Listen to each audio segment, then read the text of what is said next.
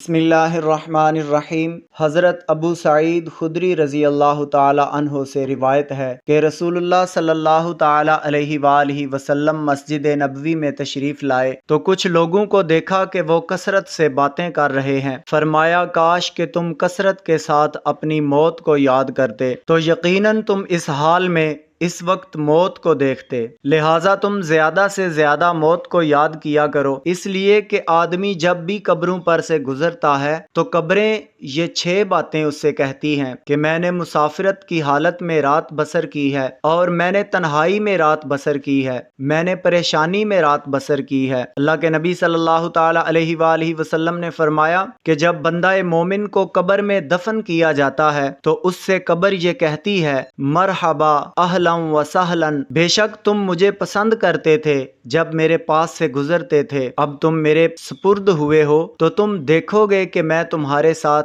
क्या करती हूँ। फिर वो कब्र उसके लिए हद्दे निगाह तक कुशादा हो जाती है और जन्नत के दरवाजे उसके लिए खुल जाते हैं। और जब काफिर को दफन किया जाता है तो कब्र उससे कहती है, ना तुझे मरहबा कहूंगी और ना अहलन व सहलन कहूंगी, क्योंकि तू मेरी तरफ आने को बुरा जानता था जब भी तू मेरे पास से गुजरता था। अब तो तू मेरे कब्जा में आ गया है तो तू देखेगा कि मैं तेरे साथ क्या करती हूँ। फिर कब्र उसे दबाती है यहाँ तक कि उसकी पसलियां एक दूसरे में पेवस्त हो जाती हैं। नबी करीम सल्लल्लाहु ताला अलैहि वसल्लम ने इशारा करके बताया कि जिस तरह एक हाथ की उंगलियां दूसरे हाथ की उंगलियों में दाखिल हो जाती हैं, इस तरह कब्र काफिर को दबाती है। उसके बाद अल्लाह ताला 70 बड़े बड़े सांप भेजता है। अगर उनमें से एक सांप जमीन पर निकले और फुनकारे तो जमीन बाकी ना रहेगी, तो वो सांप उसे कयामत तक ढसते और काटते रहेंगे। रसूलुल्लाह सल्लल्लाहु ताला अलैहि वसल्लम ने फरमाया कि इसमें कोई शक नहीं है कि कब्र या तो जन्नत के बागों में से एक बाग है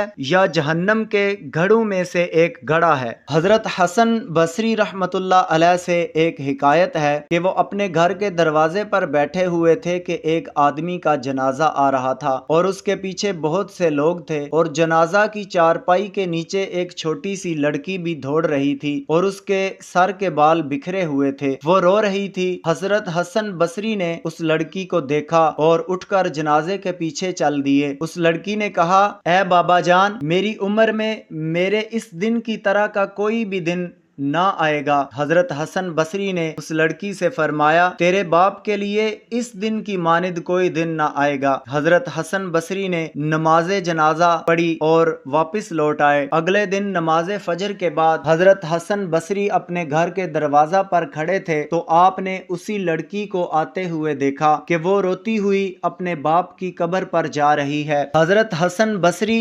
रहमतुल्लाह अलैह ने सोचा कि ये लड़की बड़ी अक्लमंद है, क्यों ना मैं इसके पीछे जाऊं, मुमकिन है कि कोई बात ऐसी बोले जो मुझे नफा दे। आप उस लड़की के पीछे चल दिए। जब वो अपने बाप की कब्र पर पहुंची तो हजरत हसन बसरी एक झाड़ी के पीछे छुप गए। लड़की अपने बाप की कब्र से लिपट गई और अपने रुखसारों को मिट्टी पर रख दिया और कहने लगी, ए बाबा जान, अंधेरी कब्र में बगैर चिराग कैसे रात गुजारी। ए बाबा जान, कल रात तक तो मैंने आपके लिए चिराग रोशन किया था, आज रात किसने आपके लिए चिराग रोशन किया होगा। ए बाबा जान, कल रात आपके लिए बिस्तर बिछाया था, आज रात किसने आपके लिए बिस्तर बिछाया होगा। ए बाबा जान, कल रात तो मैंने आपके हाथ पांव भी दबाए थे, आज रात किसने आपके हाथ पांव दबाए होंगे। ए बाबा जान, कल रात तो मैंने आपको पानी भी पिलाया था, आज रात किसने आपको पानी पिलाया होगा। ए बाबा जान, कल रात तो मैंने आपके जिस्म पर कपड़ा भी दिया था, आज रात किसने कपड़ा ठीक किया होगा। ए बाबा जान, कल रात मैं आपके चेहरे से पसीना साफ करती रही हूँ, आज रात किसने किया होगा।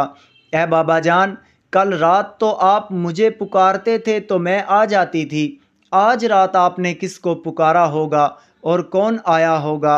ए बाबा जान, कल रात तो मैंने आपके लिए खाना पकाया जब आपको भूख लगी थी, तो आज रात जब आपको भूख लगी होगी तो किसने खाना तैयार किया होगा।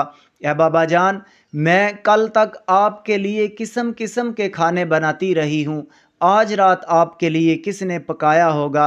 حضرت حسن بصری رحمۃ اللہ علیہ لڑکی کی یہ معصوم باتیں سن کر رونے لگے اور اس کے سامنے آ گئے اور کہا کہ اے بیٹی، ان چیزوں کا نام اب نہ لو، ان چیزوں کی آپ کے باپ کو اب ضرورت نہیں ہے، بلکہ اب آپ یوں کہو کہ میں نے آپ کا قبلہ کی طرف منہ کیا تھا، کیا اب بھی اسی حال میں ہے یا دوسری طرف پھیر لیا ہے؟ اے بابا جان، میں نے آپ کو اچھا کفن پہنایا تھا، کیا آپ اسی کفن میں ہیں یا اسے آپ سے اتار لیا گیا ہے؟ اے بابا جان، میں نے آپ کو قبر میں صحیح و سالم جسم کے ساتھ رکھا تھا، آپ کا جسم ابھی بھی اسی حال میں باقی ہے یا کیڑوں نے اسے کھا لیا ہے؟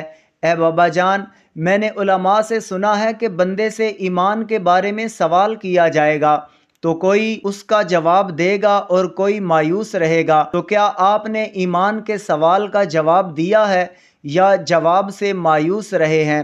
اے بابا جان، بعض مردوں پر قبر کشادگی کرتی ہے اور بعض پر تنگی، تو کیا قبر نے آپ پر تنگی کی ہے یا کشادگی کی ہے؟ اے ابا جان، میں نے یہ بھی علماء سے سنا ہے کہ کسی میت کے کفن کو جنت کے کفن سے بدل دیا جاتا ہے اور کسی کو جہنم کی آگ سے بدل دیا جاتا ہے، یا آپ اسی کفن میں ہیں؟ اے بابا جان، قبر کسی سے شفیق والدہ کی طرح کا سلوک کرتی ہے اور کسی پر غضب کرتی ہے، یہاں تک کہ پسلیاں ایک دوسرے میں پیوست کر دیتی ہے، تو قبر آپ سے محبت سے ملی یا غیظ و غضب کے ساتھ؟ اے بابا جان، میں نے سنا ہے کہ جب بندے کو قبر میں اتارا جاتا ہے تو وہ شرمندہ ہوتا ہے، اگر وہ گناہ گار ہو، اگر وہ نیکوکار ہو تو شرمندگی سے بچ جاتا ہے۔ بابا جان، آپ کے ساتھ کیسا معاملہ ہوا؟ اے بابا جان، جب میں آپ کو پکارتی تھی تو آپ مجھے جواب دیتے تھے، آج میں آپ کی قبر کے سرہانے کھڑے ہو کر آپ کو پکار رہی ہوں تو آپ کی آواز نہیں آ رہی۔ اے بابا جان، آپ ایسے روپوش ہوئے کہ قیامت تک آپ مجھ سے مل نہیں سکتے۔ اے خدا، قیامت کے دن مجھے میرے بابا کی ملاقات سے محروم نہ کرنا۔ یہ سن کر اس لڑکی نے کہا، اے حسن، آپ نے کتنا اچھا اپنے باپ پر نوحہ کرنے کا مجھے طریقہ بتایا ہے اور کتنی اچھی نصیحت کی ہے۔ اس کے بعد وہ لڑکی روتی سسکتی ہوئی حضرت حسن بصری رحمۃ اللہ علیہ کے ساتھ واپس لوٹ آئی۔